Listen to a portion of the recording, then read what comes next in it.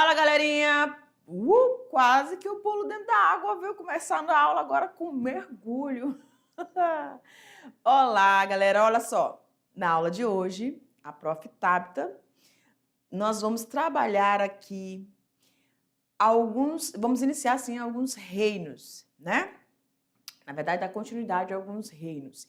E esses dois reinos que nós vamos estar trabalhando na aula de hoje, que aqui no primeiro ano, é aquela passeada, né? Vamos dizer assim, a gente vai relembrar alguns conceitos, tá? Que envolvem esses dois reinos que nós vamos estar trabalhando nessa aula, mas nós não vamos aprofundar, certo? Porque quando a gente trabalha o reino especificamente lá no segundão, aí a gente adentra aí na reprodução, nos modos, né, de obtenção de energia mais detalhadamente, em todos os grupos, as classes, as características de cada classe. E aqui nessa aula a gente vai fazer esse panorama geral desses dois grupos, tá bom? Então eu te convido, vem comigo para que a gente consiga trabalhar de forma bem legal essas duas aulas. E esse grupo aqui que a gente vai iniciar é apaixonante.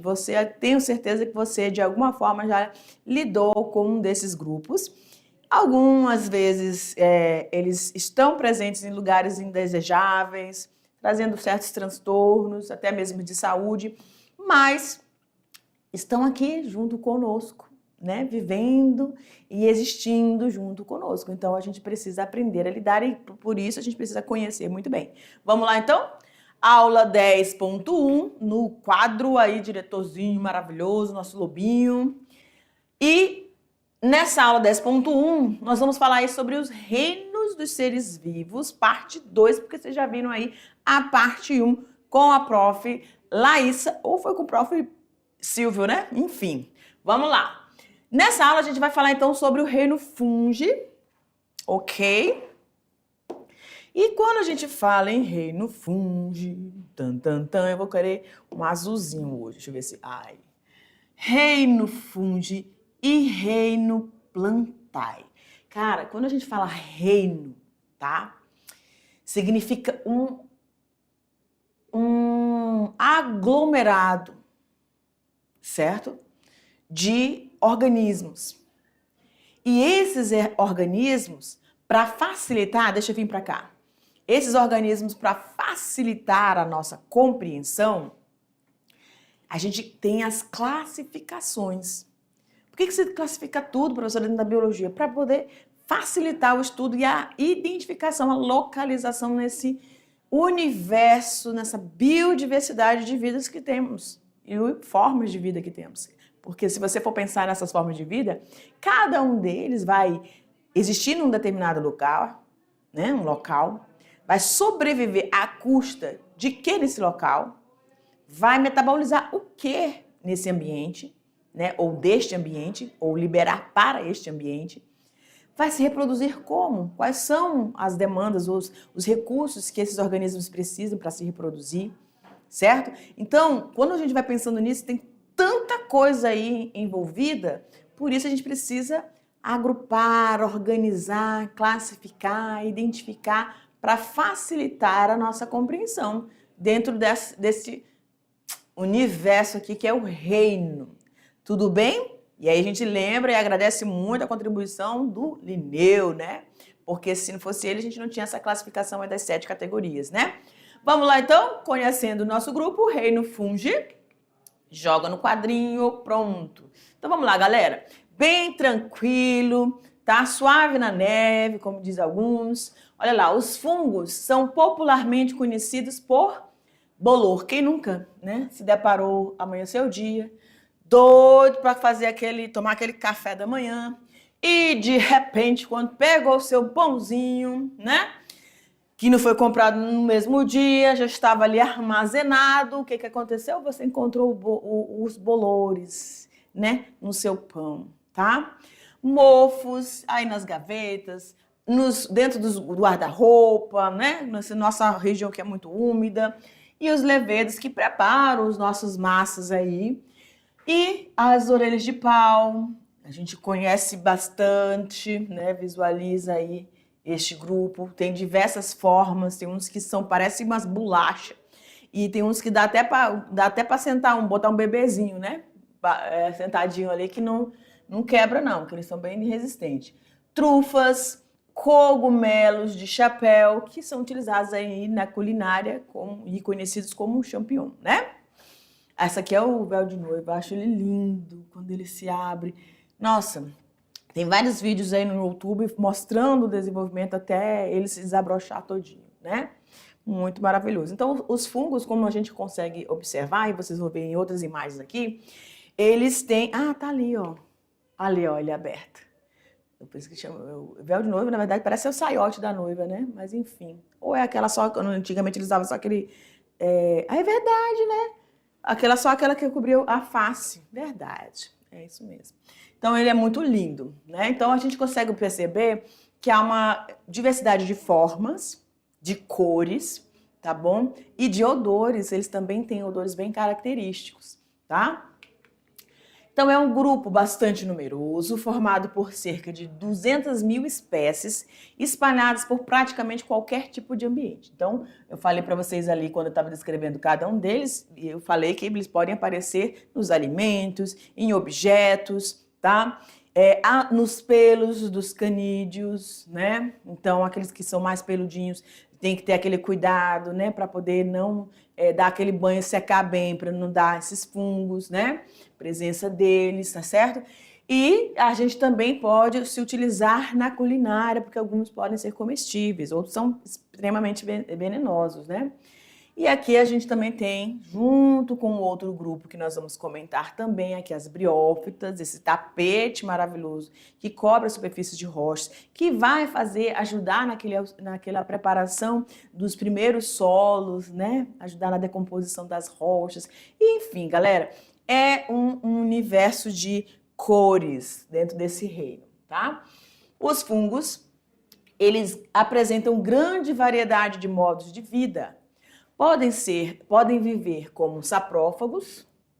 E o que isso significa, professora? Quando eles vão obter os alimentos a partir de organismos mortos, ou seja, eles vão ajudar. A gente sempre fala isso dentro da biologia, que dentro da cadeia alimentar, nós temos os produtores, os consumidores de primeira ordem, segunda ordem, terceira ordem, e nós precisamos ter aqueles que vão devolver as substâncias, né, orgânicas e transformar isso em substâncias inorgânicas. São os fungos e as bactérias, correto? Então, eles vão fazer essa ciclagem de matéria, tá? E aí, eles são classificados aí como os saprófagos. Aqui a gente está vendo uma fruta com plena ação desse modo de alimento que é os saprófagos, tá? Além desses modos mais comuns de vida, existem também alguns grupos considerados predadores. Meu Deus, professoras, fungos predadores. Aí a gente lembra daqueles filmes aqui, tem passado bastante, né? Que eles têm usado aí nos zumbis, alguns outros filmes aí que utilizam-se dessa historicidade deles, né, desses episódios que a gente identifica na natureza, e aí se cria, né, com uma mente muito fértil, vai se criando várias situações. E aí, ó, esses fungos predadores, eles capturam os pequenos animais, né, e vão se alimentar deles. Eles entram no corpo desses animais através dos esporos e aí começam a se desenvolver. E neste desenvolvimento, tá, acaba matando, né, esses animais, certo? Então, os fungos, eles sim, podem ser bastante perigosos, né? Depende de onde eles estiverem. Por exemplo, para o ser humano, né, num ambiente, por isso que a gente fala, quando a gente vai higienizar a casa, devido à existência desses esporos, e você deu conhecimento da presença dos esporos, que é a estrutura reprodutiva dos fungos, você precisa passar, né, um pano umedecido para capturar esses esporos, não ficar flanelando nada, passando nada, vassourinha, porque isso pode liberar e você acabar aspirando, né, ou inalando esses esporos, tá? Que pode, se você tiver com a imunidade baixa, você pode vir a se comprometer aí, tá? As suas vias respiratórias. Em todos os casos mencionados, os fungos liberam enzimas, olha só, liberam enzimas, tanto quanto eles agem como predadores ou como saprófagos, eles liberam, a forma deles diminui um pouquinho, por favor. A forma deles, então, interagirem com esses substratos onde eles vão obter esse alimento é através das enzimas. E existe o que a gente chama de micelas, né? Essas micelas, e as hifas, por onde eles é como se fosse, lembram raízes, mas não são chamadas de hifas mesmo. Essas hifas, elas penetram no substrato e através delas, elas liberam essas enzimas e vão absorver. Então, eles são os heterótrofos por absorção, né? Classificados como heterótrofos por absorção. Aqui a gente não vai adentrar nessas características, não, mas a gente já comentou aqui, né? Tá aqui. Heterótrofos por absorção, tá? Então, através das suas hifas, nessas hifas você vai ter a presença essas células que vão liberar essas enzimas e depois eles só absorvem isso, tá bom? Mas são heterótrofos, não conseguem produzir o seu próprio alimento, como considerado aí como os autótrofos, tá certo? Não, amigo, para baixar, porque tá quente aqui. Vamos lá, bolores, líquens e aqui a gente tem também os mofos que podem dar as infiltrações, né? As danadas das infiltrações, galera. Elas prejudicam de fato, elas deixam o ambiente feio, né? Sujo, né? Vamos dizer assim. E aí a gente precisa ter bastante cuidado. Vocês lembram que a gente teve uma aula lá que a gente falou sobre o Louis Pasteur, né? E ele identificou a presença desses micro-organismos, então os esporos, os vírus, as bactérias, né? Então eles vão estar presentes no ambiente e se a gente não fizer o acondicionamento certinho desses alimentos, eles podem se reproduzir e se desenvolver sobre esses alimentos, né? Porque eles conseguem, através das suas hifas, fazer essa absorção aí, tá? Essas quebras de substâncias através dessas enzimas e se alimentar. E aí eles vão se proliferando no ambiente, tá? Aqui a gente tem também os líquens, né? Que são fungos e algas unicelulares presentes aqui. E o interessante dessa associação é que os líquens, eles são também classificados, a gente falou na outra aula lá dos anfíbios, como bioindicadores, os líquens também.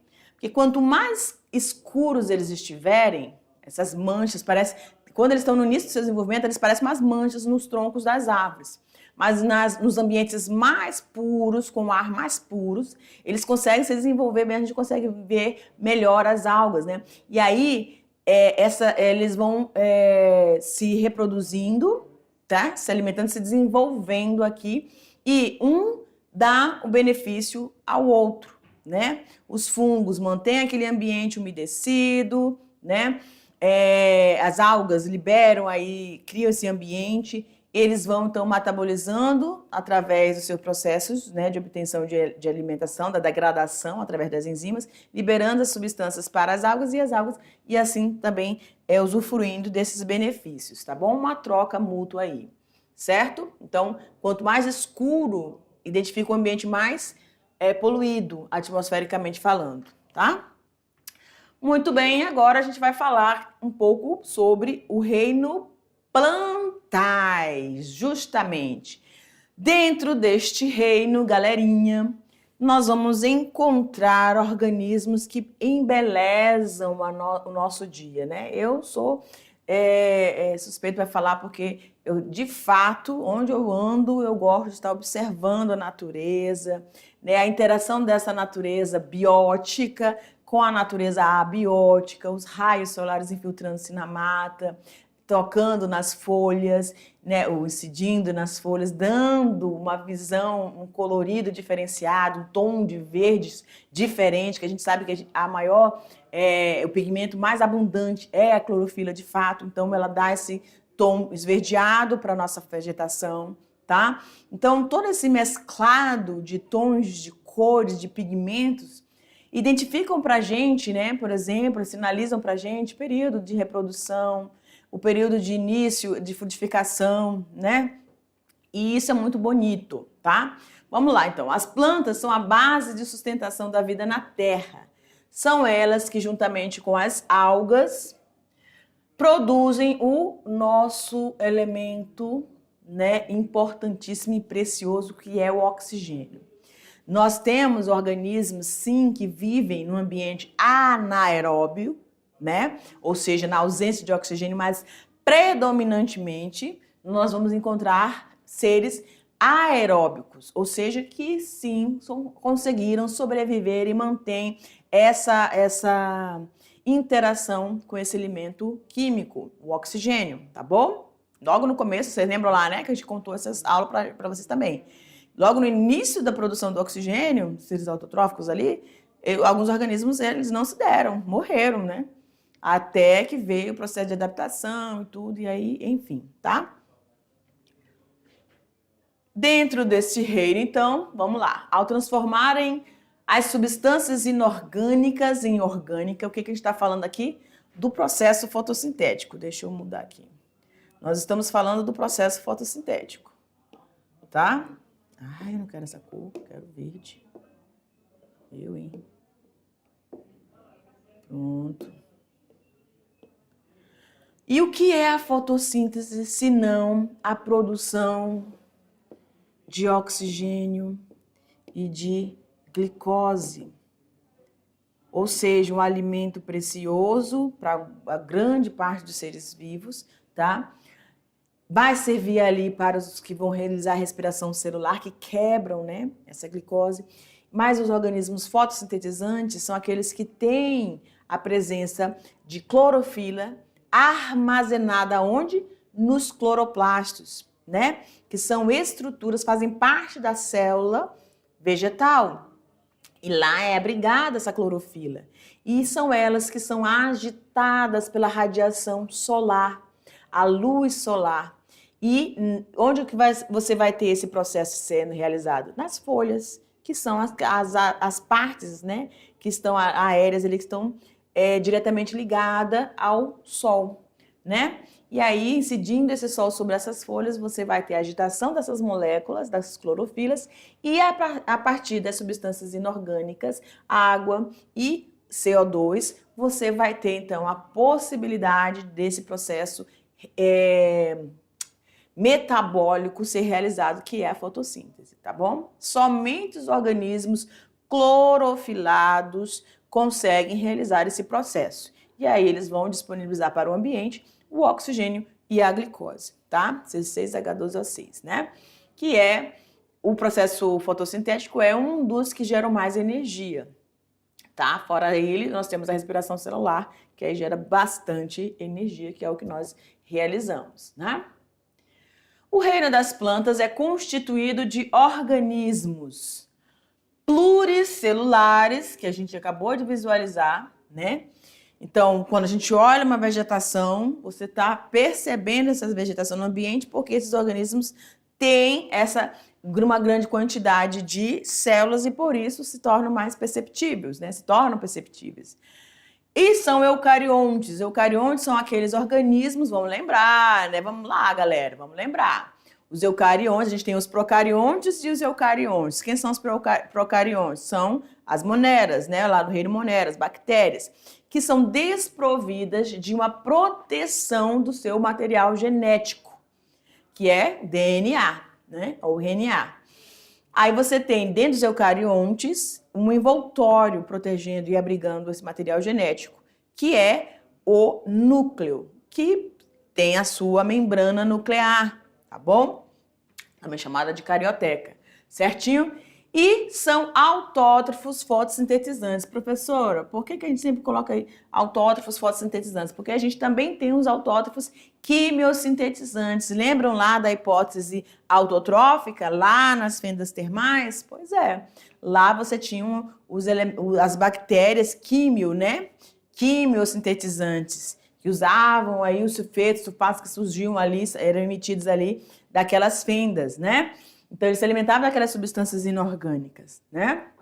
E aqui você tem os autótrofos fotossintetizantes, tá bom? Porque a partir da energia solar e das substâncias inorgânicas vão então estar liberando o oxigênio e a glicose, substância orgânica. Vamos lá. Em geral, gente, os cientistas consideram como critérios importantes para caracterizar as plantas. O que, prof? A presença, né, ou a ausência de vasos condutores, e por isso sendo classificados como vasculares ou avasculares. Tudo bem? Então, se tem a presença de vasos condutores, já, professor, o que significa isso mesmo? Me recorda aí, porque eu não estou lembrando. Os vasos condutores, eles vão transportar, né? Aqui você tem a árvorezinha, tá? Deixa eu ver se tem... Vou colocar de... Vou apagar aqui. Será que eu tenho tempo, menina? Menino. Ó. Aí eu tenho, tá?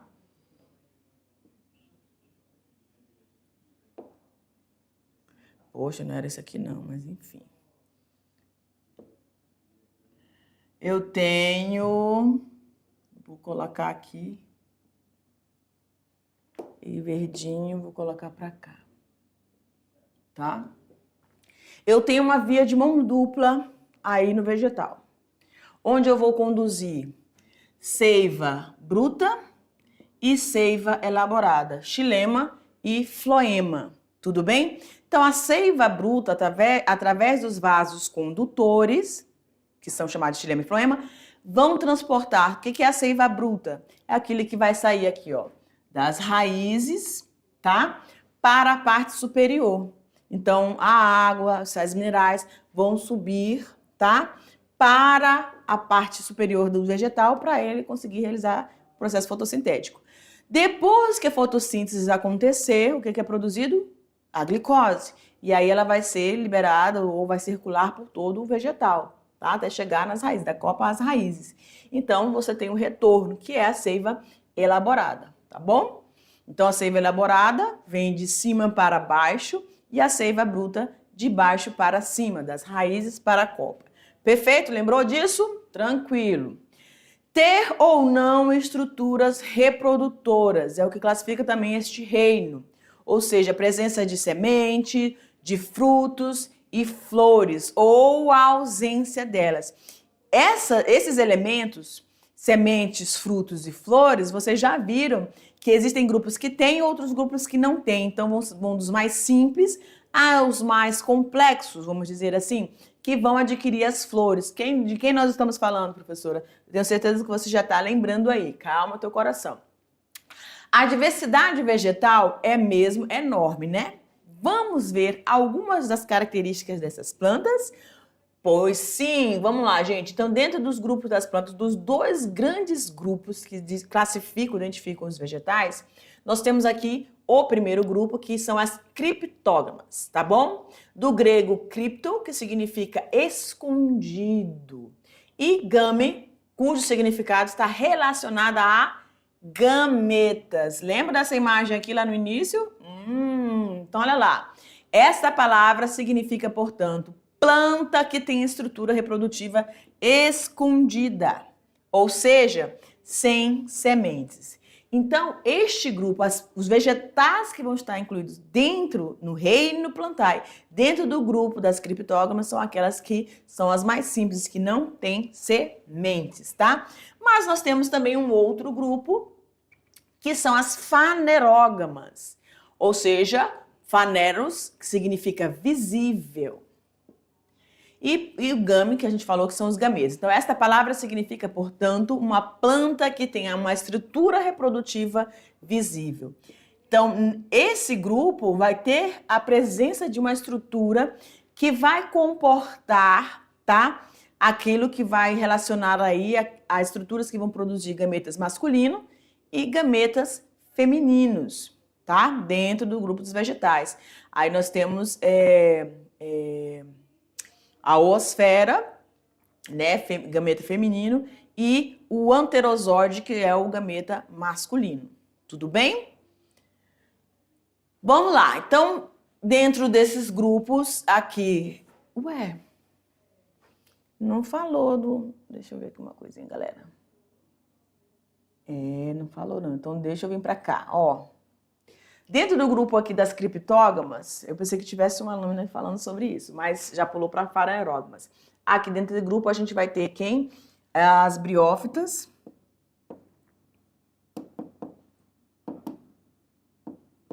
E as pteridófitas. Tá? Quem são, professora? Os musgos. E as, por exemplo, as avencas ou samambaia, que é mais comum que a gente conhece, né? Samambaias, ok? Então, a gente tem dois grupos aqui dentro das criptógamas, que são aquelas que não têm sementes, tá? Essa aqui, evolutivamente, não tem vasos condutores, por isso que elas são bem curtinhas aqui, ó. Elas não crescem porque elas têm que transportar, é como se tivesse uma fila de pessoas e essas filas de pessoas tivessem que transportar, encher uma caixa d'água. Como é que elas vão encher uma caixa d'água? Elas não têm uma mangueira, não. Elas vão ter que transportar de balde em balde, de um por um. E não pode sair de um do lado do outro. Então elas vão pegar o balde cheio, passar para outro, passa para outro, e chegar lá na caixa e derramar. Depois pegar de novo o balde. E aí, como esse transporte é lento, eles não podem ter um transporte muito longo. Por isso que elas são curtinhas, tá? Pequenininhos, de pequeno porte, as briófitas. E as pteridófitas, samambaias e avencas já têm vasos condutores, e aí já vão ter um pouquinho mais de porte, né? Tudo bem? Aí dentro das fanerógamas a gente tem o grupo das gimnospermas. A palavra composta por gímeno, que significa descoberta, e esperma, semente, né? Ou semente descoberta, certo? Semente descoberta ou semente nua. E aqui a gente tem aí os pinheiros, né? Que estão dentro desse grupo das gimnospermas. Evolutivamente, então, nós vamos ter as mais simples, as briófitas, para as pteridófitas, que são criptógamas, e aí as gimnospermas e as angiospermas, tá? Então, a gente tem uma classificação dentro de um cladograma. Evolutivamente, você vai incorporando, estruturas novas vão aparecendo, tá? Por exemplo, das briófitas para as pteridófitas, a presença de vasos condutores. Depois que aparecem esses vasos condutores nas pteridófitas, isso vai estar presente nas gimnospermas e nas angiospermas. Mas, das pteridófitas para as gimnospermas, o que vai acontecer? Você já vai ter as sementes, né? E aí, isso vai diferenciando um grupo para o outro, até chegar nas mais complexas, que são as angiospermas. E as angiospermas, elas, então, são o grupo de vegetais que vão ter raiz, caules, folhas, flores, frutos, né? As sementes também, né? Então, ela é completa, ela faz o boom, vamos dizer assim, o boom do processo de inserção ou de aparecimentos e surgimentos, né, de características nos vegetais, tá certo? E aí a gente vai ter aqui dentro desse grupo um emaranhado de modos reprodutivos. Cada angiosperma, cada espécie de planta dentro deste grupo que produz flores que vão gerar os nossos frutos, eles vão ter uma estrutura reprodutiva que no caso a flor, lá nas gimnospermas nós vamos ter os estróbilos, que são estruturas diferentes, né? Que vão ter, ora, um vegetal com as duas estruturas masculina e feminina ou uma planta fêmea e uma planta macho. E aí, nesses casos, a gente vai precisar aí de agentes, né? Ou modos de conduzir o que nós temos de grãos de pólen para a estrutura ser fecundada, né? Para chegar lá nos ovários, enfim. Tudo bem? Então, aqui a gente está dando só uma explanação geral, porque vocês vão ver isso mais detalhadamente lá no segundo ano, tá bom? Mas a gente tem consciência que evolutivamente esse é um grupo com muitas novidades evolutivas, tá? E que cada uma dessas espécies vai ter um agente polinizador. Pode ser o vento, pode ser morcego, pode ser inseto, tá? Pode ser ave, né? Então, vai ter um emaranhado aí de informações que a gente pode ter e frutos dos mais diversos possíveis. Frutos que dão lá na copa, frutos que dão, né, vão se desenvolver no solo, certo? Então é uma diversidade muito grande, tá bom? E isso é importante quando a gente fala do processo evolutivo, do conhecimento de cada um desses grupos, para que a gente entenda. E é tipo aquela vez que a gente estava falando, que quando a gente vai visitar, deixa eu vir aqui rapidinho, acho que ainda dá tempo. Quando a gente está visitando uma determinada localidade, aí a gente quer, é interessante você saber antes o que você pode encontrar naquele ambiente. De repente você quer ver um animal que naquela região não ocorra, ou que gafo, né? Que gafe aí. Então, não é legal, tá? Você tem um conhecimento prévio e depois você vai só em busca. Então, quando você trabalha aqui algumas informações dentro da biologia, passeia por esses grupos de seres vivos, você tem a noção de onde encontrar as formas de vidas que você tem curiosidade de ver pessoalmente, tá bom? Pode abrir, diretor? Então, olha lá, as plantas são seres pluricelulares e eucariontes. Nesses aspectos, elas são semelhantes aos animais e a muitos tipos de fungos. Então, tem características evolutivas que eles compartilham aí. Os animais, os vegetais e os fungos, todos eles são eucariontes, né? Mas o modo de obtenção de energia é o mesmo. Os vegetais realizam fotossíntese, os animais, respiração celular. E os fungos, professora, eles podem realizar tanto o processo de respiração, quanto também o processo de fermentação. Lembram lá que é, evolutivamente, o mais simples, né? O processo de fermentação alcoólica ali. Que é no caso dos levedos que realizam, né? Entretanto, tem uma característica que as distingue, né? Que é a capacidade, através da clorofila, de realizar o processo fotossintético. Por isso eles são classificados como os organismos autotróficos. Galera, você consegue associar bem isso? Seres autotróficos podem realizar, eles produzem o seu próprio alimento, então eles podem realizar ou a fotossíntese ou a quimiossíntese, tá? Você não pode esquecer isso dentro de uma prova de Enem ali. Então, os autotróficos, ou eles realizam fotossíntese ou quimiossíntese, mas ambos vão utilizar as substâncias inorgânicas para a produção de substâncias orgânicas. Tudo bem? Os heterotróficos podem realizar a fermentação e também a respiração. Tudo bem? Então, eles vão se basear nas substâncias orgânicas. Perfeito, galera?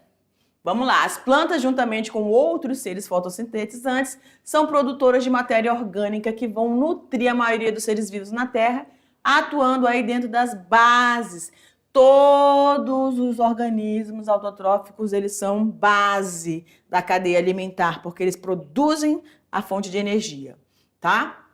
Ao fornecer gás e oxigênio ao ambiente, as plantas também contribuem para a manutenção da vida dos seres que, assim como elas próprias, utilizam esse gás na respiração. Então, as plantas conquistaram quase todos os ambientes na superfície da Terra, justamente por ter essa capacidade, essa excelência assim, entre os grupos de seres vivos, vamos dizer assim, né?